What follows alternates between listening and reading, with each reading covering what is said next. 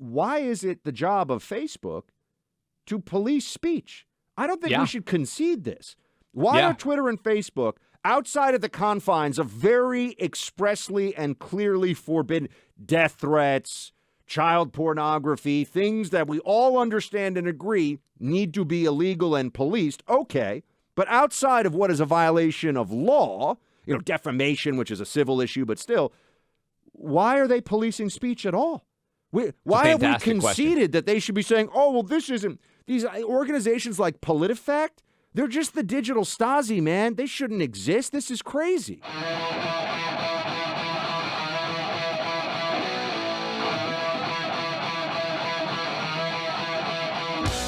There was this interview on another very widely listened to show, Mr. Joe Rogan's program, involving the CEO of Facebook, the chairman, I believe, as well, Mark Zuckerberg. And let's just let you hear what he has to say about the 2020 election and the role that Facebook played in the suppression of the Hunter Biden laptop story. There was a lot of attention on Twitter during the election because of the Hunter Biden laptop story. The New York Post. We had that too. Yeah, so you guys censored that as well? So we took a different path than Twitter. Basically the background here is the FBI, I think, basically came to us, some folks on our team, and was like, hey, just so you know, like, you should be on high alert. There was we thought that there was a lot of Russian propaganda in the 2016 election. We have it on notice that basically there's about to be some kind of dump of that's similar to that. So just be vigilant. So our protocol is different from Twitter's. What Twitter did is they said you can't share this at all. We didn't do that. What we do is we have, if something is reported to us as potentially misinformation, important misinformation, we also have this third-party fact-checking program because we don't want to be deciding what's true and false.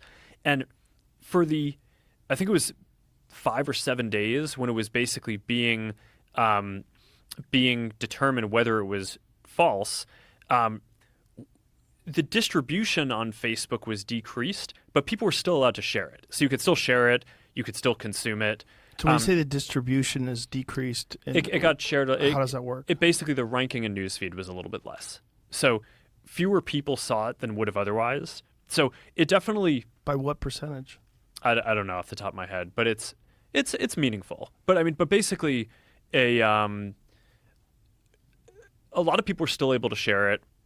We got a lot of complaints that was the case. Obviously this is a hyper-political issue, so depending on what side of the political spectrum, you either think we didn't censor it enough or censored it way too much. But we weren't sort of as black and white about it as Twitter. We just kind of thought, hey, look, if the FBI, which I still view as a legitimate institution in this country, it's like very professional law enforcement, if they come to us and tell us that we need to be on guard about something, then I want to take that seriously. A couple things here. One is that we already knew that they suppressed the Hunter Biden laptop story before. And remember, they suppressed it, everyone, under the false claim that it was false information, that was misinformation. So they were wrong. I believe they knew they were wrong. They didn't care. It was to protect the Biden regime to be. And Clay, the other part of this is they were responding to the FBI saying, watch out for election misinformation. I'd be willing to bet that the only election misinformation the FBI was pressuring Facebook about somehow hurt Republicans and helped Democrats. Well, the FBI is rigged against Donald Trump, and they rigged the 2020 election to get Joe Biden into office. Let's just be straight and clear about what happened here. They knew the Hunter Biden laptop story was coming out. They had been in possession of the Hunter Biden laptop, should have well known that it was accurate, and that there was no way the Russians could have manufactured disinformation like this. What, did they kidnap Hunter Biden and make him record crack usage and prostitute videos for years and then put it all? I mean, again, this is not hostage videos, okay? If you have seen any of the stuff on the laptop, the idea that this was Russian disinformation vanished almost instantaneously for almost all of the videos and all of the evidence that is there. Okay, let's start there. But this is direct weighing of putting their thumb on the scales to change the outcome of an election. because they go to Facebook and they say basically, hey, beware, there's Russian disinformation that may be out there, knowing that this story from the New York Post is being worked on so that they can curtail its distribution at the time that it was released. And you put that in conjunction with all the other big tech companies, which probably got the same warnings from the FBI. Buck, I think it's probably going to come out that, the 51 national security advisors who signed that letter saying, hey, this looks like Russian disinformation. I kind of think the FBI may well have briefed them also. We know the FISA warrant was a lie that was used to spy on Donald Trump and his campaign. This Mark Zuckerberg statement to Joe Rogan is a smoking gun that the FBI is out to get Donald Trump. And I think it directly implicates the raid, the affidavit that we are going to see, hopefully in short order, some details. We'll know exactly what is out there.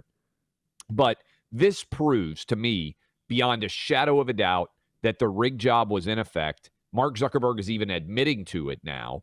And it should be a monumental story right now. So most people are mainstream media, by the way, Buck, are not even going to talk about it. We played that audio for you. Many people are going to ignore it and pretend it doesn't exist. If they want us to stop objecting to election theft, I think they should stop stealing elections. That's my basic premise. I think if they want us to stop having discussions about lack of trust in elections, they should stop destroying the trust that people can have in elections. And things like this, I understand there's what's legal and there's what holds a country together too, right? I mean, you could claim that a private, which is of course what they would say, well, Facebook is a private business. It's the public square.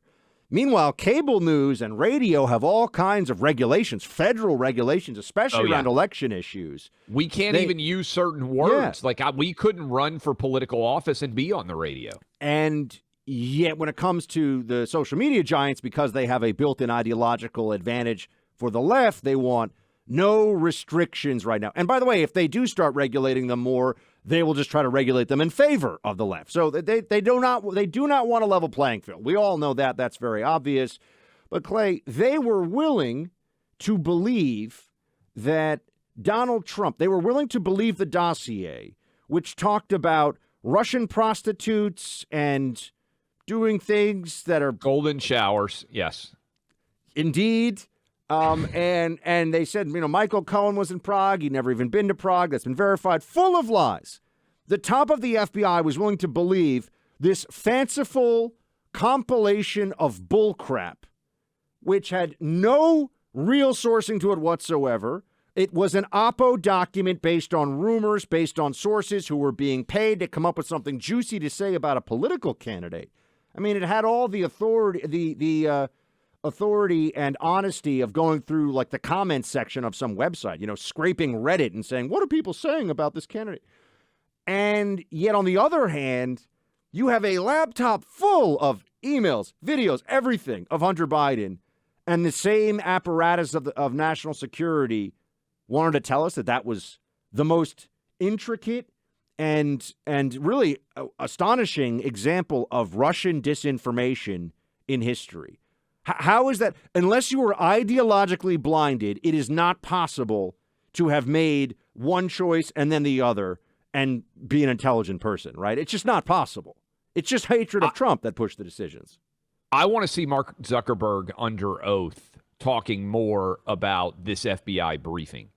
And I want the FBI director to be under oath talking about the briefing that they gave Facebook as well. And I just want more details to be out there because, Buck, look, our audience knows about this. They are aware of it. There are tons of people out there that I still think are in the persuadable realm that have no idea that the FBI was behaving in this way and naturally favor the FBI. And you know this, even as a CIA guy.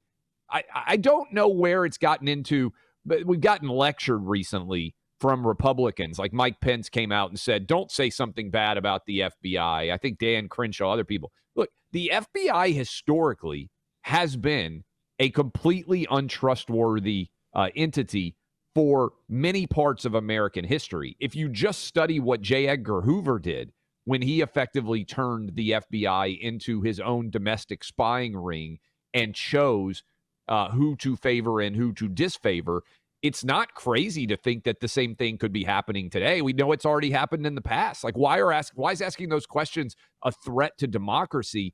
I think it's embarrassing to argue that, and it's reflective of historical lack of knowledge to even suggest that the FBI is above reproach. There's a reason that in so many countries around the world, if you look at historically, particularly the notion of the intelligence service is mostly a post-World War II era when it comes to MI5, MI6, all these different groups. I mean, they've existed in Britain longer than they have in other Western countries. But there's a reason why, if you look at Iraq, Saddam was the head of the intelligence service before he was the dictator. People who run the KGB in the Soviet Union either end up dead or basically running things, right? The intelligence service can become very political. Federal police, which is really domestic intelligence in most places. Here it's not. We're not supposed to have that. Like Britain has MI5, which is domestic national security, and MI6, which is its foreign arm. In other countries, the Russians have the FSB, which is their domestic version, and the SVR, which is their foreign intelligence arm, the CIA. Here we have the FBI. We have Homeland Security, but that's an umbrella entity for a lot of other things. We don't have technically a full-scale domestic intelligence agency, but we actually do, and it's called the FBI. I mean, that's what everyone's seeing, and it's used and abused in the same ways.